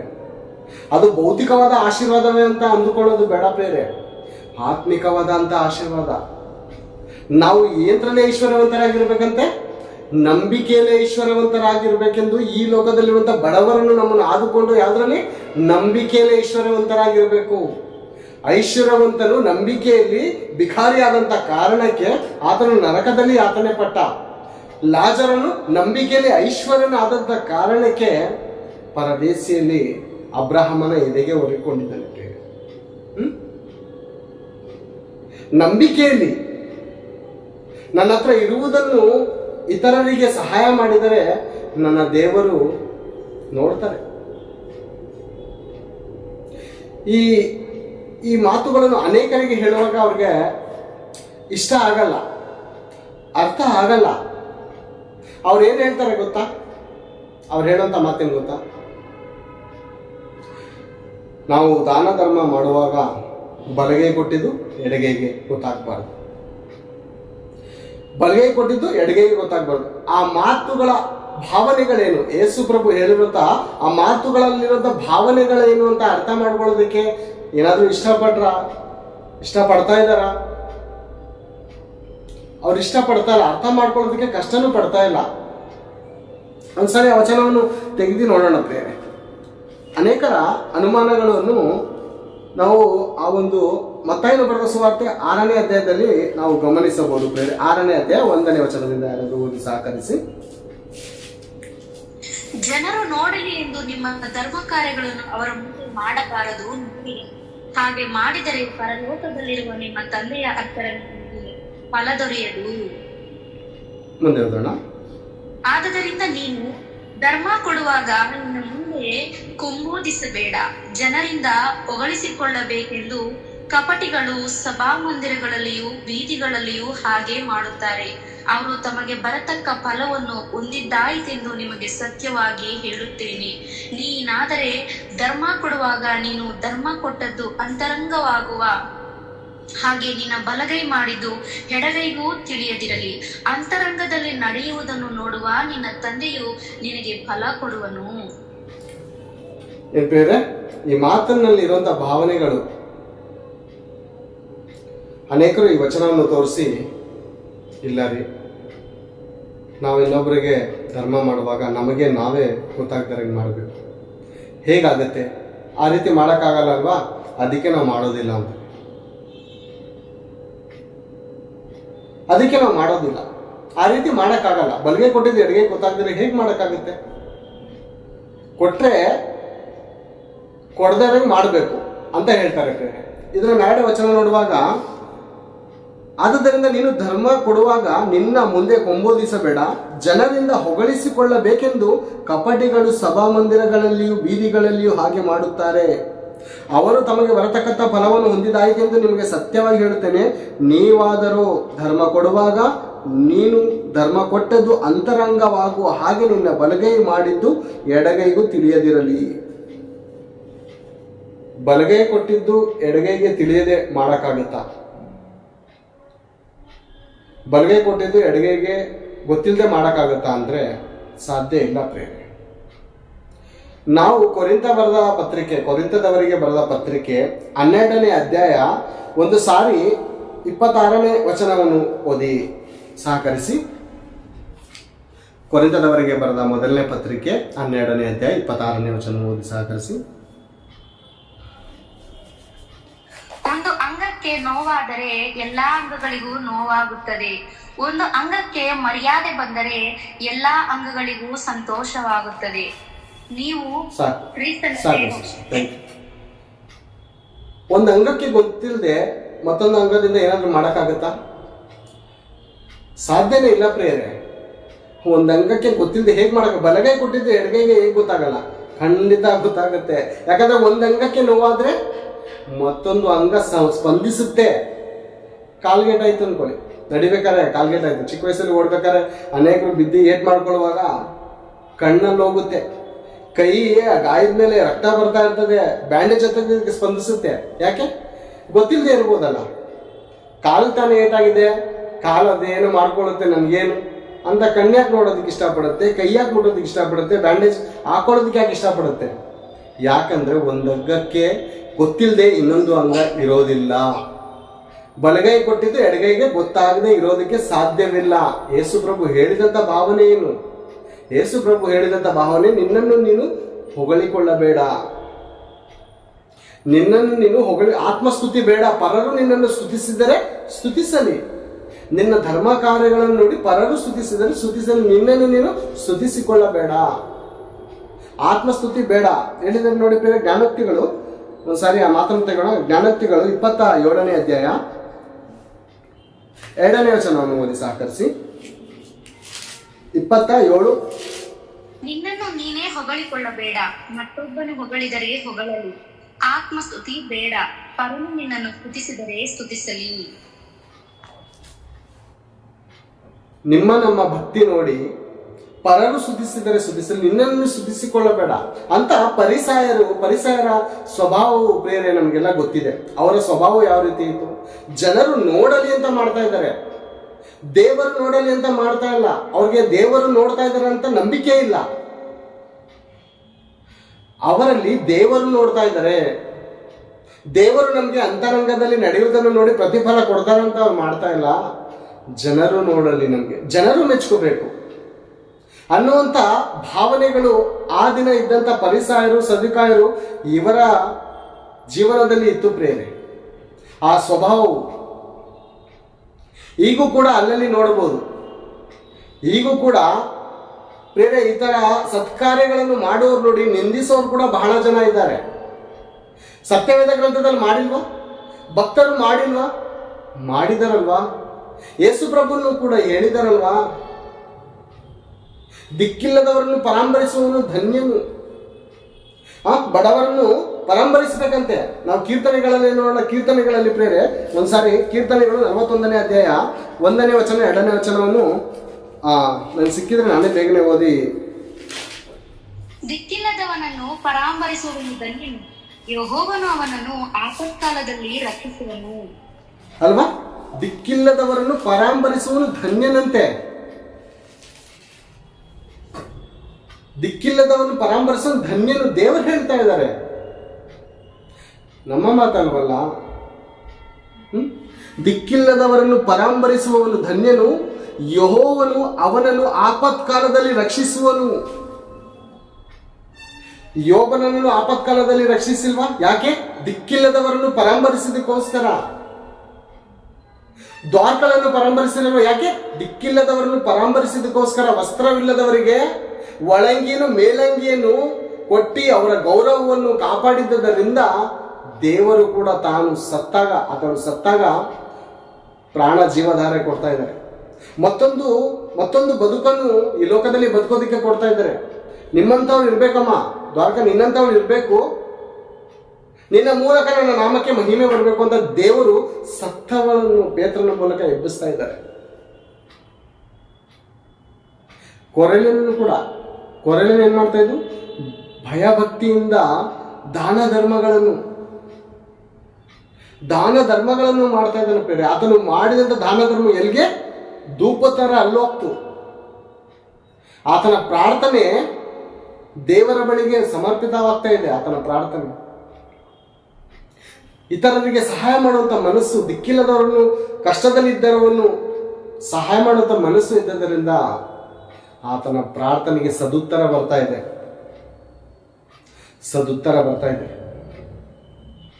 ರಕ್ಷಣೆಗೆ ಮಾರ್ಗ ತೆರೀತಾ ಇದ್ದಾರೆ ದೇವರು. ಯಾಕಂದ್ರೆ ಭೂಮಿ ಮೇಲಿರುವಂತ ಅನಾಥರು, ದಿಕ್ಕಿಲ್ಲದವರು, ವಿಧವೆಯರು, ಏನು ಗತಿ ಇಲ್ಲದವರು ಎಲ್ಲರೂ ಕೂಡ ದೇವರ ಮಕ್ಕಳೇ ಪ್ರೇರೆ. ಅವ್ರು ಗೊತ್ತಿಲ್ಲ ದೇವರು ಯಾರಂತ. ಅವ್ರಿಗೆ ಗೊತ್ತಿಲ್ಲ. ತಂದೆ ತಾಯಿಗಳು ಗೊತ್ತಿರುತ್ತೆ ತನ್ನ ಮಕ್ಕಳು ಗೊತ್ತಿಲ್ಲದೆ ಇರ್ಬೋದು. ಮಕ್ಕಳು ಈ ಪ್ರಪಂಚವನ್ನು ನೋಡಿ ಮರ್ತೋಗ್ಬಿಡ್ಬೋದು. ಈ ಪ್ರಪಂಚವನ್ನು ನೋಡಿ, ಈ ಸುಖ ವೈಭವವನ್ನು ನೋಡಿ ತಂದೆ ಯಾರು ಅಂತ ನಾವು ಮರ್ತೋಗ್ಬಿಡ್ಬೋದು. ದೇವ್ರು ಮರಿತಾರ? ತಾನು ಹೆತ್ತದ ಮೊಲೆ ಕೂಸನ್ನು ತಾಯಿ ಮರಿತಾಳೆ. ದೇವ್ರು ಮರಿತಾರ? ದೇವ್ರು ಮರೆಯಲ್ಲ ಪ್ರೇರೆ. ತನ್ನ ಭಕ್ತರ ಮೂಲಕನೂ ಇತರರ ಮೂಲಕನೂ ಅವ್ರಿಗೆ ಬೇಕಾದಂಥ ಆಹಾರವನ್ನು ಕೊಟ್ಟು ಪೋಷಿಸುವಂಥ ತಂದೆ. ದೇವರ ಮಕ್ಕಳ ಹೃದಯದಲ್ಲಿ ಈ ತರಹದ ಪ್ರೇರಣೆಗಳನ್ನು ಕೊಟ್ಟು ಆಗಿನ ಕಾಲದಲ್ಲೂ ಕೂಡ ಅನೇಕರು ದೇವರ ಸತ್ಕಾರ್ಯಗಳನ್ನು ಮಾಡಿದ್ದಾರೆ. ಯಾಕೆ? ಕೇವಲ ಆಹಾರ ಮಾತ್ರನ? ಕೇವಲ ಆಹಾರವನ್ನು ಕೊಟ್ಟು ಬಂದ್ಬಿಡೋದಷ್ಟೇನ? ನಾವು ಕೊಟ್ಟರು ಒಂದು ತುತ್ತು ಆಹಾರ ಎಕ್ಸ್ಟ್ರಾ ತಿನ್ಬೋದು. ಕೊಡದೇ ಇದ್ರು ದೇವ್ರು ಯಾರ ಮೂಲಕ ಆದರೂ ಅವ್ರಿಗೆ ಆಹಾರ ಕೊಡಿಸ್ತಾರೆ. ಪ್ರಸಂಗಿ ನೋಡಿದೀವಲ್ವಾ? ಪ್ರಸಂಗಿಲಿ 2ನೇ ಅಧ್ಯಾಯ 25-26 ನಾವು ನೋಡ್ಬೋದು. ಆತನಿಲ್ಲದೆ ಯಾರು ಭೋಜನವನ್ನು ಮಾಡಿ ಸುಖವಾಗಿ ನಿದ್ರಿಸಲು. ಎಲ್ಲೇ ಆಹಾರ ಸಿಗ್ತಾ ಇರ್ಬೋದು, ದೇವಸ್ಥಾನಗಳಲ್ಲೇ ಆಹಾರ ಸಿಗ್ತಾ ಇರ್ಬೋದು, ಯಾರು ತನ್ನ ಬರ್ತಡೇನು ಮಾಡಿಕೊಳ್ಳುವಾಗ ಆಹಾರವನ್ನು ಕೊಡಿಸ್ತಾ ಇರ್ಬೋದು. ಆದರೆ ದೇವರ ಆಜ್ಞೆ ಇಲ್ಲದೆ ಒಬ್ಬರಿಗೆ ಒಂದು ತುತ್ತು ಅನ್ನ ಸಿಗೋದಕ್ಕೆ ಸಾಧ್ಯನೇ ಇಲ್ಲ. ಅವ್ನು ದೇವ್ರು ಯಾರಂತ ಗೊತ್ತಿಲ್ಲ ಅಂದ್ರೂ ದೇವರವ್ರನ್ನ ಪೋಷಿಸ್ತಾ ಇದ್ದಾರೆ. ಯಾಕೆ ಗೊತ್ತಾ? ತಂದೆ ಪ್ರೀತಿ ಪ್ರಿಯರೇ. ಮಕ್ಕಳು ತಂದೆನ ಅರ್ಥ ಮಾಡ್ಕೊಂಡ್ರೆ ಎಷ್ಟು ದೇವರು ಅರ್ಥ ಮಾಡ್ಕೊಂಡಿದ್ದಾರೆ. ಪ್ರತಿಯೊಬ್ಬರ ನೋವನ್ನು ಅರ್ಥ ಮಾಡಿಕೊಳ್ಳುವಂಥ ದೇವರು. ಯೇಸು ಪ್ರಭು ತನ್ನನ್ನು ತಾನು ಎಲ್ಲಿಗೆ ಹೋಲಿಸ್ಕೊತಾ ಇದ್ದಾರೆ ಗೊತ್ತಾ? ಈ ಗತಿ ಇಲ್ಲದವನನ್ನು ನೀವು ಮಾಡಿದ್ರೆ ನನಗೆ ಮಾಡಿದಾಗಾಯ್ತು ಅಂತ ಯೇಸು ಪ್ರಭು ಹೇಳಿದಂಥ ಮಾತನ್ನು ಕೂಡ ಅರ್ಥ ಮಾಡಿಕೊಳ್ಳದೆ ಈ ದಿನ ಸ್ವಾರ್ಥಿಗಳಾಗಿ ಅನೇಕರು ಬದುಕ್ತಾ ಇದ್ದಾರೆ. ಸರಿನಾ ಇದು? ಸರಿನಾ? ಧರ್ಮಶಾಸ್ತ್ರ ಎಂತ ಕಡಕವಾಗಿದೆ? ಒಂದೇ ಮಾತಿನಲ್ಲಿ, ಅಂದ್ರೆ ನಿನ್ನ ದೇವರಾದ ಕರ್ತನನ್ನು ಪೂರ್ಣ ಹೃದಯದಿಂದಲೂ, ಪೂರ್ಣ ಪ್ರಾಣದಿಂದಲೂ, ಪೂರ್ಣ ಬಲದಿಂದಲೂ, ಪೂರ್ಣ ಶಕ್ತಿಯಿಂದಲೂ ಪ್ರೀತಿಸಬೇಕು. ಎರಡನೇ ಆಜ್ಞೆ, ನಿನ್ನ ನೆರೆಯವನನ್ನು ನಿನ್ನಂತೆಯೇ ಪ್ರೀತಿಸಬೇಕು. ಒಂದು ತುತ್ತು ಆಹಾರ ಇಲ್ಲದೆ ನಾವು ಇರೋಕ್ಕಾಗ್ತೇವೆ. ಒಂದು ತುತ್ತು ಉಪವಾಸ, ಒಂದು ತುತ್ತು ಇದ್ರೆ ಇರೋಕ್ಕಾಗಲ್ಲ. ಅದೇ ರೀತಿ ಕೂಡ ಬೀದಿಗಳಲ್ಲಿ, ಹಾದಿಗಳಲ್ಲಿ ಇರೋರಿಗೆ ಆಹಾರವನ್ನು ನಮ್ಮ ಕೈಯಲ್ಲಿ ಆಗುವಷ್ಟು ಸಹಾಯವನ್ನು ಮಾಡಿ ಕೇವಲ ಬರೋದಲ್ಲ, ದೇವರ ಪ್ರೀತಿಯನ್ನು ಹೇಳಬೇಕು. ಈ ಆಹಾರವನ್ನು ಇವತ್ತು ಈ ಆಹಾರವನ್ನು ತಿಂತಾ ಇದ್ದೀನಿ ಅಂದರೆ ಆ ದೇವರು ನನ್ನನ್ನು ಕಾಪಾಡಿದಾರಪ್ಪ, ಈಗೋ ಈ ದೇವರು ನನಗೆ ಕೊಡ್ತಾ ಇದ್ದಾರೆ. ದೇವರ ಸುವಾರ್ತೆ, ದೇವರ ಪ್ರೀತಿಯ ಮಾತುಗಳು ಅವರ ಕಿವಿಗೆ ಮುಟ್ಟಿಸ್ಬೇಕು. ಪ್ರಸಂಗಿಗಂತ 11ನೇ ಅಧ್ಯಾಯ 1ನೇ ವಚನವನ್ನು ಸಾರಿ ಓದೋಣ. ಪ್ರಸಂಗಿಗಳು, ಆಹಾರವನ್ನು ನೀರಿನ ಮೇಲೆ ಚೆಲ್ಲು, ಬಹುದಿನದ ಮೇಲೆ ಅದು ನಿನಗೆ ಸಿಕ್ಕುವುದು. ಸಾಕು.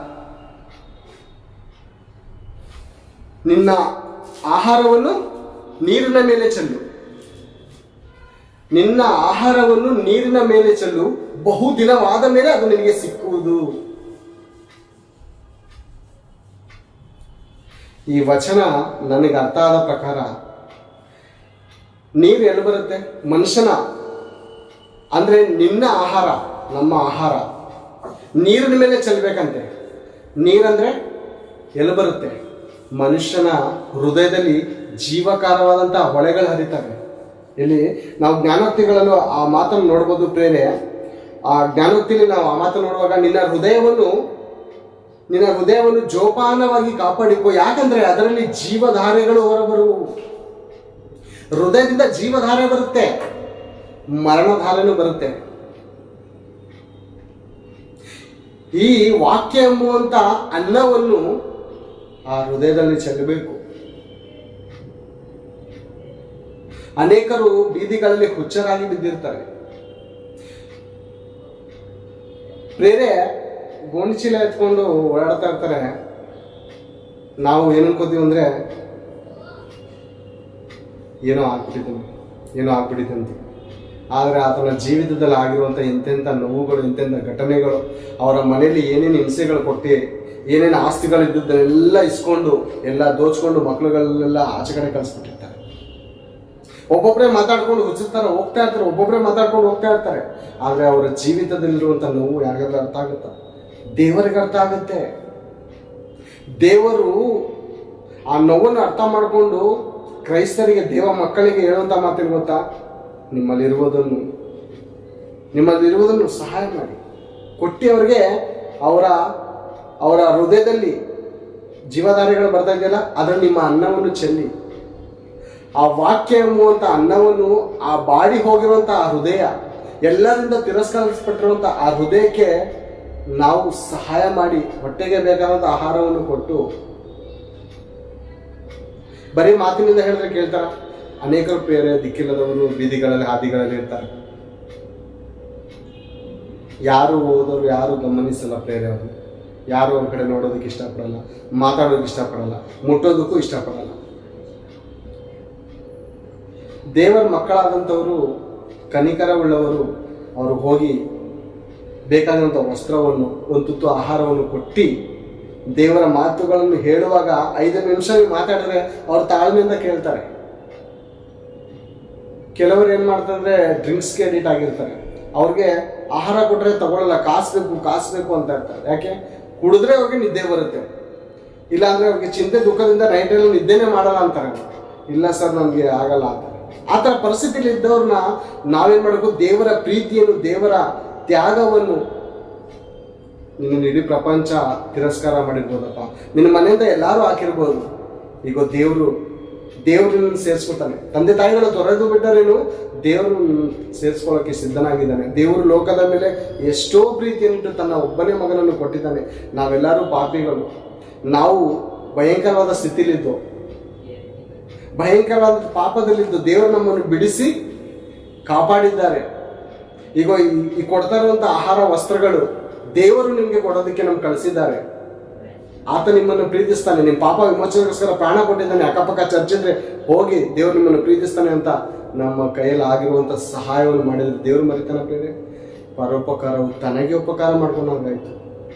ದೇವರು ಯಾರಿಗೂ ಸಾಲಗಾರನಲ್ಲ, ದೇವರು ಯಾರಿಗೂ ಸಾಲಗಾರನಲ್ಲ. ಬಡವರಿಗೆ ದಯೆ ತೋರಿಸಿದರೆ ಆ ಪ್ರತಿಫಲವು ರಿಟರ್ನ್ ನಮಗೆ ಬರೋ ರೀತಿ ಮಾಡ್ತಾರೆ. ಅದು ಭೌತಿಕವಾಗಿ ಅಂತ ಅಂದುಕೊಳ್ಳೋದು ಬೇಡ ಪ್ರೇರೆ. ಆತ್ಮಿಕವಾದಲ್ಲಿ ನಾವು ಐಶ್ವರ್ಯವಂತ, ಆತ್ಮಿಕದಲ್ಲಿ ನಾವು ಅಭಿವೃದ್ಧಿ ಹೊಂದ್ತೇವೆ, ಆತ್ಮಿಕದಲ್ಲಿ ನಾವು ಬಲಗೊಳ್ತೇವೆ, ಹೌದಲ್ವಾ? ನಮ್ಮ ಆಹಾರವನ್ನು, ನಮ್ಮ ಅನ್ನವನ್ನು ಬಾಡಿ ಹೋಗಿರುವಂಥ ಅನೇಕ ಹೃದಯಗಳಿದೆ. ಮರಣದ ಧಾರೆಗಳು ಬರ್ತಾ ಇದೆ. ನಾನು ಯಾವಾಗ ಸತ್ತೋಗ್ಬೇಕು ಅನ್ನೋಂಥ ಆಲೋಚನೆಗಳಲ್ಲಿ ಅನೇಕ ಪ್ರಪಂಚದಲ್ಲಿರುವಂಥ ಜನರಿದ್ದಾರೆ ಪ್ರೇರೆ. ಕೇವಲ ಅಂಥವ್ರಿಗೆ ಅಲ್ಲ. ಬಡವರಂದ್ರೆ ಕೇವಲ ಬೀದಿಲಿರೋರೇ ಅಲ್ಲ. ನಮ್ಗೆ ಗೊತ್ತು ಬಡವರಂದ್ರೆ ಯಾರು ಅಂತ. ದೇವರ ವಾಕ್ಯ, ದೇವರ ಸುವಾರ್ತೆ ಕೇಳದವನು ಬಡವನು. ಅವನು ಕೂಡ ಬಡವನೇ ಪ್ರೇರೆ. ಇದರಿಗಿಂತ ದೊಡ್ಡ ಬಡವನು ಅವನೇ. ಹಣ, ಆಸ್ತಿ, ಐಶ್ವರ್ಯಲ್ಲಿರುತ್ತೆ, ದೇವರ ಮಾತಿರಲ್ಲ, ದೇವರ ವಾಕ್ಯ ಗೊತ್ತಿರಲ್ಲ, ಸುವಾರ್ತೆನೇ ಆತನಿಗೆ ಮುಟ್ಟಿರಲ್ಲ. ಆ ಬಡವನಿಗೆ ಐಶ್ವರ್ಯ, ದೇವರ ಐಶ್ವರ್ಯದ ಮಾತುಗಳನ್ನು ಹೇಳಿ ದೇವರ ರಕ್ಷಣೆ ಕಡೆ ನಡೆಸಿ ಆತನನ್ನು ಕೂಡ ಶ್ರೀಮಂತನಾಗಿ ಮಾಡಬೇಕು. ದೇವರ ಮಗನಾಗಿ ನಾವು ನಂಬಿಕೆಯ ಐಶ್ವರ್ಯವಂತನಾಗಿ ಆತನನ್ನು ನಾವು ಮಾಡಬೇಕು. ದೇವರು ನಮಗೆ ಬಾಧ್ಯತೆ ಕೊಟ್ಟಿದ್ದಾರಲ್ವ? ದೇವರ ಬಾಧ್ಯತೆ ಏನು? ದೇವರ ಬಾಧ್ಯತೆ ನಮ್ಮ ಮೇಲೆ. ನೀವು ಹೋಗಿ ಸ್ವಾರ್ಥನೂ ಸಾರಿ. ಕೆಲವರು ಒಂದೊಂದು ರೀತಿಯಲ್ಲಿ ಇರ್ತಾರೆ. ಕೆಲವರು ಗತಿ ಇಲ್ಲದವರಿಗೆ ಅವ್ರಿಗೆ ಬೇಕಾಗಿರೋದನ್ನು ಕೊಟ್ಟು ಸಹಾಯ ಮಾಡಿ. ಪ್ರಪಂಚ ಏನು ಅನ್ಕೋಬೋದು, ಪ್ರಪಂಚ ನಂತರ ದುಡ್ಡು ಕೊಟ್ಟು ಕನ್ವರ್ಟ್ ಮಾಡ್ತಾ ಇದ್ದಾರೆ. ಅವ್ರ ದೇವ್ರ ಪ್ರೀತಿ ಗೊತ್ತಿಲ್ಲ, ಅವರಿಗೆ ದೇವ್ರ ಪ್ರೀತಿ ಗೊತ್ತಿಲ್ಲ. ದೇವರೇನು ಹೇಳಿದ್ದಾರೆ? ಇತರರಿಗೆ ನೀವು ಕೊಟ್ಟು ಸಹಕರಿಸಿ. ಆದರೆ ನಾವು ಅಲ್ಲೇ ನಿಲ್ಲಬಾರದು. ಆದರೆ ಒಂದೇ ಮನೆಯಂತಿರುವ ಕ್ರಿಸ್ತ ನಂಬಿಕೆಯಲ್ಲಿ ಉಳ್ಳವರನ್ನು ಕೂಡ ನಾವು ಪರಾಮರಿಸಬೇಕು. ಸಭೆಯಲ್ಲಿರುವಂಥ ಅನೇಕರು ಕೂಡ ಕಷ್ಟಗಳಲ್ಲಿ, ಬಲಹೀನತೆಗಳಲ್ಲಿ, ಅನಾರೋಗ್ಯಗಳಿದ್ದಾಗ ಕೇವಲ ನಾವು ಆಚೆ ಕಡೆ, ನಾನು ಭಾಳ ಕಡೆ ನೋಡಿದ್ದೀನಿ ಪ್ರೇರೆ, ಅನೇಕರನ್ನು ನೋಡಿದ್ದೇವೆ. ಯಾರ ಮನಸ್ಸಿಗೂ ನೋವಾಗಲಿ ಅಂತ ನಾನು ಹೇಳ್ತಾ ಇಲ್ಲ. ಸಭಾ ಪಾಲಕರಿಗೆ ಹಣ ಬೇಕಾದಾಗ ನನಗೆ ಇಂಥ ಕಾರ್ಯದಲ್ಲಿ ಹಣ ಬೇಕು ಕೊಡಿ ಅಂತ ಡೈರೆಕ್ಟಾಗಿ ಹೇಳೋದನ್ನು ನಾನು ಕೇಳಿದ್ದೇನೆ. ಆದರೆ ಅಲ್ಲಿರುವಂಥ ವಿಶ್ವಾಸಿಗಳು ರೋಗದಲ್ಲಿದ್ದಾಗ, ಕಷ್ಟದಲ್ಲಿದ್ದಾಗ, ಸಮಸ್ಯೆಗಳಲ್ಲಿದ್ದಾಗ ನಾವು ಪ್ರಾರ್ಥನೆ ಮಾಡ್ತೀವಿ ಅಂತ ಹೇಳ್ತಾರೆ. ಸರಿನಾ? ಅದು ದೇವರ ರಾಜ್ಯ ಮಾತಿನಲ್ಲಿಲ್ಲ, ಕ್ರಿಯೆಗಳಲ್ಲಿದೆ. ಕಷ್ಟದಲ್ಲಿರುವಂಥ ಮನಸ್ಸನ್ನು, ಆದರೆ ಜ್ಞಾನೋಕ್ತಿಗಳಲ್ಲಿ ನೋಡ್ತೀವಲ್ಲ ಪ್ರೇರೆ, ನಿನ್ನಲ್ಲಿ ಇದ್ದೂ ನಾಳೆ ಬಾ ಅಂತ ಹೇಳಿದ್ರೆ ಏನು ಪ್ರಯೋಜನ? ಆ ಗತಿ ಇಲ್ಲದವರನ್ನು ಆ ಸಮಯಕ್ಕೆ ಬೇಕಾದದನ್ನು ಕೊಟ್ಟು ಪೋಷಿಸುವಾಗ ಆ ದೇವ್ರು ನಮ್ಮನ್ನು ಪೋಷಿಸ್ತಾರೆ ಪ್ರೇರೆ. ಏನು ಹೇಳ್ತಾ ಇದ್ದಾನೆ ದಾವೀದನು? ದಿಕ್ಕಿಲ್ಲದವರನ್ನು ಪರಾಮರಿಸುವನು ಧನ್ಯನು. ಯೆಹೋವನು, ಆ ತಂದೆಯಾದ ದೇವರು ಆಪತ್ಕಾಲದಲ್ಲಿ ಎಷ್ಟು ಭಕ್ತರನ್ನು ಕಾಪಾಡಿದ್ದಾರೆ. ಆಪತ್ಕಾಲದಲ್ಲಿ ನಾವು ನೋಡಿದ್ವಲ್ಲ, ಎಷ್ಟು ಜನ ಭಕ್ತರು. ದ್ವಾರಕಾ ಎಂಬುವಂಥ ಭಕ್ತರು, ಯೋಬನ್ ಎಂಬುವಂಥ ಭಕ್ತರು, ಕೊರೆಲನ್ ಎಂಬುವಂಥ ಭಕ್ತರು, ಅನೇಕ ಭಕ್ತರನ್ನು ದೇವರು ಕಾಪಾಡಿದ್ದಾರೆ. ಆದುದರಿಂದ ಪ್ರೇರೆ, ದೇವರು ಪ್ರತಿಯೊಬ್ಬರನ್ನು ಪ್ರೀತಿಸ್ತಾ ಇದ್ದಾರೆ. ಪ್ರತಿಯೊಬ್ಬರಿಗೂ ಕಷ್ಟದಲ್ಲಿರುವವರಿಗೆ ಆದಷ್ಟು ನಾವು ಸಹಾಯ ಮಾಡೋಣ. ನಮ್ಮ ಕೈಯಲ್ಲಿ ಆದಷ್ಟು ಪ್ರೇರೆ, ಆಗ್ತಾರಷ್ಟು ಬೇಡ, ನಮ್ಮ ಕೈಯಲ್ಲಿ ಆದಷ್ಟು ಸಹಾಯ ಮಾಡಿ ದೇವರ ಪ್ರೀತಿಯನ್ನು ನಾವು ಸಾರಬೇಕು ಪ್ರೇರೆ. ಒಂದು ಆಟೋ ರಿಕ್ಷಾದಲ್ಲಿ ಗರ್ಭಿಣಿ ಸ್ತ್ರೀಯನ್ನು ಕುಂಡಿಸ್ಕೊಂಡು ಡ್ರಾಪ್ ಮಾಡ್ತಾರೆ ಒಬ್ಬರು. ಮಳೆ ಬರ್ತಾ ಇರುತ್ತೆ. ಮಳೆ ಬರೋದ ಸಮಯದಲ್ಲಿ ಆ ಛತ್ರಿ ಇರುತ್ತೆ ಆಟೋ ಡ್ರೈವರ್ ಹತ್ರ. ಆ ಛತ್ರಿ ಅಮ್ಮನಿಗೆ ಕೊಟ್ಟು ಗರ್ಭಿಣಿ ತಾಯಿಗೆ, ಅಮ್ಮ ನೀವು ಹಾಸ್ಪಿಟ್ಲ್ ಹೋಗ್ತಾರೆ ಜೋಪಾನಿಗೆ ಹೋಗಿ ಈ ಛತ್ರಿ ನಾನು ಹೇಗೆ ನಿಮ್ಗೆ ರಿಟರ್ನ್ ಮಾಡಲಿ ಅಂದಾಗ, ಇದು ಯಾರಿಗ ಅವಶ್ಯಕತೆ ಇದೆಯೋ ಅವ್ರು ಕೊಡಿ ಅಂತಾರೆ. ಈ ಛತ್ರಿ ಯಾರಿಗ ಅವಶ್ಯಕತೆ ಇದೆಯೋ ಅವ್ರು ಕೊಡಿ. ಈ ಅಮ್ಮ ಹಾಸ್ಪಿಟ್ಲ್ ಹತ್ರ ಹೋಗ್ಬೇಕಾದ್ರೆ ಒಂದು ತಾತ ಮಳೆಯಲ್ಲಿ ನಿಂತ್ಕೊಂಡು ಹಾಸ್ಪಿಟ್ಲ್ ಹತ್ರ ನಿಂತಿರ್ತಾರೆ. ಹಾಸ್ಪಿಟ್ಲ್ ಹತ್ರ ನಿಂತಿದ್ದಾಗ ತಾತ ತೆಗೆದುಕೊಳ್ಳಿ ಈ ಛತ್ರಿ. ಅಯ್ಯೋ ಬೇಡಮ್ಮ, ನಾನು ತಿರ್ಗಾ ಎಲ್ಲಿ ಕೊಡಲಿ ನಾನು. ಇಲ್ಲ ತಾತ, ಇದು ಯಾರಿಗ ಅವಶ್ಯಕತೆ ಇದೆಯೋ ಅವ್ರು ಕೊಡಿ ಅಂತಾರೆ. ಹೌದಾ, ಸರಿಮ್ಮ, ಒಳ್ಳೇದಾಗ ಇವ್ರು ಹೂವು ತಗೊಳಕ್ಕೆ ಹೋಗ್ತಾರೆ. ಆ ಹೂದಮ್ಮ ಮಳೆಯಲ್ಲಿ ನಿಂತ್ಕೊಂಡು ಹೂ ಮಾಡ್ತಾ ಇರ್ತಾರೆ. ಅಮ್ಮ, ಇದು ನಿಮ್ಗೆ ಅವಶ್ಯಕತೆ ಇರುತ್ತೆ, ತಗೊಳ್ಳಿ, ನನ್ನ ಮನೆ ಹತ್ರ ಇದ್ರೆ ನಾನು ಹೋಗ್ತೀನಿ ಅಂತ ಆ ಹೂದಮ್ಮನಿಗೆ ಆ ಛತ್ರಿ ಕೊಟ್ಟು ಹೋಗ್ತಾರೆ. ಆ ಹೂದಮ್ಮ ವ್ಯಾಪಾರ ಎಲ್ಲ ಮುಗಿಸಿ ಮನೆಗೆ ಹೋಗ್ಬೇಕಾದ್ರೆ ಒಂದು ಮಗಳು ಸ್ಕೂಲಿಂದ ನೆಂದ್ಕೊಂಡು ಹೋಗ್ತಾ ಇರ್ತದೆ. ಅಮ್ಮ, ಜ್ವರ ಬರುತ್ತೆ, ತಗೊಳಮ್ಮ, ಈ ಛತ್ರಿ ತಗೊಂಡು ಮನೆಗೆ ಹೋಗಮ್ಮ. ಆ ಮಗು ಛತ್ರಿ ತಗೊಂಡು ಮನೆ ಹತ್ರ ಹೋಗುವಾಗ ಅವ್ರ ತಂದೆ ಆಟೋ ಡ್ರೈವರ್ ತಪ್ಕೊಂಡು, ಅಮ್ಮ ಈ ಛತ್ರಿ ಯಾರು ಕೊಟ್ರು ಅಂದಾಗ ಈ ಥರ ಒಬ್ಬರು ಕೊಟ್ರು ಅಂತಾರೆ. ಆಗ ಆ ಛತ್ರಿ ಯಾರು ಕೊಟ್ಟಿದ್ರು ಆ ತಂದೆ ಅವ್ರಿಗೆ ಬಂದು ಸೇರ್ತು. ಅದು ಅವ್ರಿಗೆ ಬಂದು ಸೇರ್ತು. ನಾವು ನಮ್ಮ ಜೀವಿತದಲ್ಲಿ ಮಾಡುವಂಥ ಸತ್ಕಾರ್ಯಗಳಾಗಿರ್ಬೋದು, ಮತ್ತೊಂದನ್ನಾಗಿರ್ಬೋದು, ನಮ್ಮ ಕೈಯಲ್ಲಿ ಏನು ಮಾಡೋಕ್ಕಾಗಿಲ್ವಾ? ಪ್ರಾರ್ಥನೆ. ಕರುಣೆಯನ್ನು ತೋರಿಸುವವನು ಕರುಣೆಯನ್ನು ಹೊಂತಾರೆ. ನಮ್ಗೇನು ಮಾಡೋಕ್ಕಾಗಿಲ್ವಾ? ಅದಕ್ಕೋಸ್ಕರ ಪ್ರಾರ್ಥನೆ ಆದರೂ ಮಾಡ್ಬೋದಲ್ಲ. ಪ್ರಾರ್ಥನೆಯನ್ನು ಮಾಡಿ ದೇವರ ಕೃಪೆಯಿಂದ ಅವರನ್ನು ರಕ್ಷಿಸು ದೇವರ ಅಂತ ನಾವು ಬೇಡುವಾಗ ಆ ಕೃಪೆಯು ಶುಭವು ನಮ್ಮನ್ನು ಹಿಂಬಾಲಿಸುತ್ತೆ. ಪರೋಪಕಾರವು ತನಗೆ ಉಪಕಾರ ಆಗುತ್ತೆ. ನಮ್ಮ ಜೀವಿತದಲ್ಲಿ ನಾವು ಮಾಡುವಂಥ ಈ ಕಾರ್ಯಗಳು ಎಂದಿಗೂ ವ್ಯರ್ಥವಾಗುವುದಿಲ್ಲ ಎನ್ನುವಂಥ ಮಾತನ್ನು ಹೇಳಿ ನನ್ನ ವಾಕ್ಯ ಸಂದೇಶದ ಭಾಗವನ್ನು ಮುಗಿಸ್ತಾ ಇದ್ದೇನೆ. ಎಲ್ಲರೂ ಇದುವರೆಗೂ ತಾಳ್ಮೆಯಿಂದ ಕೇಳಿದ್ದಕ್ಕಾಗಿ ಎಲ್ಲರಿಗೂ ಧನ್ಯವಾದಗಳು. ಈ ಸಮಯ ಮಾಡಿಕೊಟ್ಟಂಥ ದೇವರಿಗೂ ಮತ್ತು ಈ ಅವಕಾಶ ಮಾಡಿಕೊಟ್ಟಂಥ ರಾಮಣ್ಣನವರಿಗೂ ನಿಮ್ಮೆಲ್ಲರಿಗೂ ಹೃದಯಪೂರ್ವಕವಾದ ವಂದನೆಗಳು ಸಮರ್ಪಿಸ್ತಾ ಇದ್ದೇನೆ. ಕಡೆದಾಗಿ ಪ್ರಾರ್ಥನೆ ಮಾಡಿಕೊಳ್ಳೋಣ. ತಲೆ ಬಗ್ಗಿಸಿ ಎಲ್ಲರೂ ಪ್ರಾರ್ಥನೆ ಮಾಡಿ. ತಂದೆಯಾದ ದೇವರೇ, ನಿಮಗೆ ಸ್ತೋತ್ರಗಳು, ಕೃತಜ್ಞತೆಗಳು ತಂದೆ. ಇದುವರೆಗೂ ಅಪ್ಪ ನಿಮ್ಮ ಮಾತುಗಳನ್ನು ಹೇಳುವಂತೆ ನನ್ನನ್ನು ನಿಮ್ಮ ಆತ್ಮನ ಮೂಲಕ ನಡೆಸಿದ್ದಕ್ಕಾಗಿ ಸ್ತೋತ್ರಗಳು ತಂದೆ. ಯಾವುದಾದ್ರೂ ವ್ಯರ್ಥವಾದ ಮಾತು ತಂದೆ, ಏನಾದರೂ ತಪ್ಪಾಗಿ ಮಾತನಾಡಿದರೆ ದಯಮಾಡಿ ನನ್ನನ್ನು ಕ್ಷಮಿಸಿ ಬಲಪಡಿಸಿ, ಇನ್ನೂ ಹೆಚ್ಚಾದಂಥ ನಿಮ್ಮ ಜ್ಞಾನದಲ್ಲಿ ನಿಮ್ಮ ಮಾತುಗಳಿಂದ ತಂದೆ ನಿಮ್ಮ ಮಕ್ಕಳಾದಂಥ ನಮ್ಮ ಸಹೋದರರಾದಂಥವರಿಗೆ ತಂದೆ ಹೇಳುವುದಕ್ಕೆ ನಮಗೆ ಬೇಕಾದಂಥ ವಿವೇಕವನ್ನು, ಬಲವನ್ನು, ಜ್ಞಾನವನ್ನು ಕೊಟ್ಟು ನಡೆಸಿರಿ. ಮತ್ತು ತಂದೆ, ಪ್ರಾರಂಭದಿಂದ ಅಂತ್ಯದವರೆಗೂ ಇದನ್ನು ನಡೆಸಿದ ನಿಮ್ಮ ಪ್ರೀತಿಗೋಸ್ಕರ ಸ್ತೋತ್ರಗಳು, ಕೃತಜ್ಞತೆಗಳು ಸಮರ್ಪಿಸ್ತಾ ಇದ್ದೇನೆ ತಂದೆ. ಅಪ್ಪ, ಅದೇ ರೀತಿ ತಂದೆ ರಾಮನ ಸೇವೆಯನ್ನು ತಂದೆ ಅವರು ಮಾಡುತ್ತಿರುವಂಥ ಪ್ರಯಾಸವನ್ನು ತಂದೆ ನೀವು ತಾನೇ ನೋಡ್ತಾ ಇದ್ದೀರ ತಂದೆ. ನೀವು ತಾನೇ ತಂದೆ ಬಲಪಡಿಸಿರಿ, ಒಳ್ಳೆಯ ಆರೋಗ್ಯ ಬಲವನ್ನು ಕೊಡಿರಿ. ಹೋಗೋಣ ಬರೋಣದಲ್ಲಿ ತಂದೆ ಯಾವುದೇ ರೀತಿ ತೊಂದರೆಗಳು, ಅಪಘಾತಗಳು, ವಿವಾದದ ನಾಲಿಗೆ ಆಗಿರ್ಬೋದು, ನಿಂದೆಯ ಮಾತಿಗೆ ಆಗಿರ್ಬೋದು, ಎಲ್ಲದರಿಂದ ತಪ್ಪಿಸಿ ನೀವು ತಾನೇ ನಡೆಸಿರಿ. ಮನೆ ಕುಟುಂಬದಲ್ಲಿ ತಂದೆ ಎಲ್ಲರಿಗೂ ಆರೋಗ್ಯ ಬಲ ಸುಕ್ಷೇಮವನ್ನು ಕೊಡಿರಿ. ಅದೇ ರೀತಿ ತಂದೆ ಈ ಗೂಗಲ್ ಮೀಟನ್ನು ನಡೆಸ್ಕೊಡ್ತಾರಂಥ ಅಕ್ಕನವರನ್ನು ನಿಮ್ಮ ಕರೆದು ಒಪ್ಪಿಸ್ಕೊಡ್ತಾ ತಂದೆ, ದೀಕ್ಷಕರನ್ನು ನಿಮ್ಮ ಕರೆದು ಒಪ್ಪಿಸ್ಕೊಡ್ತಾ ತಂದೆ, ಒಳ್ಳೆಯ ಆರೋಗ್ಯ ಬಲವನ್ನು ಕೊಡಿರಿ. ಮತ್ತು ತಂದೆ ಅಕ್ಕನವರ ಮಗಳಿಗೂ ನಿಮ್ಮ ಕರೆದು ಒಪ್ಪಿಸ್ಕೊಡ್ತಾ ತಂದೆ, ಅವ್ರಿಗೂ ಕೂಡ ತಂದೆ ಕೃಪೆಯನ್ನು ದಯಪಾಲಿಸಿರಿ.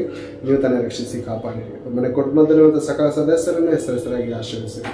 ಮತ್ತು ತಂದೆ ಕೂಡಿ ಬಂದಂಥ ಎಲ್ಲ ನಿಮ್ಮ ಮಕ್ಕಳನ್ನು ತಂದೆ, ನಮ್ಮ ಸಹೋದರ ನಿಮ್ಮ ಕರೆದು ಒಪ್ಪಿಸ್ಕೊಡ್ತಾ ತಂದೆ, ಪ್ರತಿಯೊಬ್ಬರನ್ನು ತಂದೆ ನೀವು ತಂದೆ ಹೆಸರಾಗಿ ಆಶೀರ್ವದಿಸಿರಿ, ಬಲಪಡಿಸಿರಿ. ಇನ್ನೂ ನಿಮ್ಮ ಜ್ಞಾನದಲ್ಲೂ, ಇನ್ನೂ ನಿಮ್ಮ ತಂದೆ ಬಲದಲ್ಲೂ ತಂದೆ ನಮ್ಮನ್ನು ನಡೆಸಿರಿ, ಕೃಪೆ ತೋರಿಸಿರಿ ತಂದೆ. ನಿಮ್ಮ ಮಹಿಮೆಯ ಕಾರ್ಯಗಳನ್ನು ತಂದೆ ಮಾಡೋಕ್ಕಾಗುವಂತೆ ನಮ್ಮನ್ನು ಬಲಪಡಿಸಿರಿ, ನಡೆಸಿರಿ ತಂದೆ. ಈ ಪ್ರಾರ್ಥನೆಯನ್ನು ರಕ್ಷಕನು ಪ್ರಭು ಪ್ರಿಯನಾಗಿರುವ ಕ್ರಿಸ್ತೇಸು ನಾಮದಲ್ಲಿ ಪ್ರಾರ್ಥಿಸಿ ಬೇಡಿ ಹೊಂದಿರಪ್ಪ ತಂದೆ.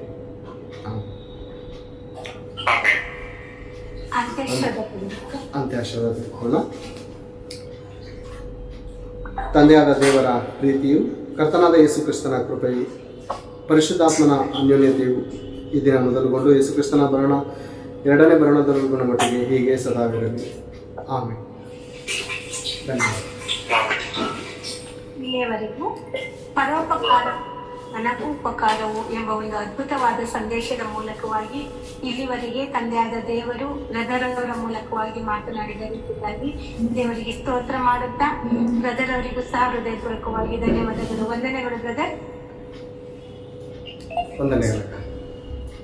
ವಂದನೆ. ನಿಜವಾಗಿಯೂ ಒಳ್ಳೆಯ ಒಂದು ಉತ್ತಮವಾದ ಸಂದೇಶವಾಗಿದೆ. ಇದರ ನಾವು ಅರ್ಥ ಮಾಡಿಕೊಳ್ಳಬೇಕು.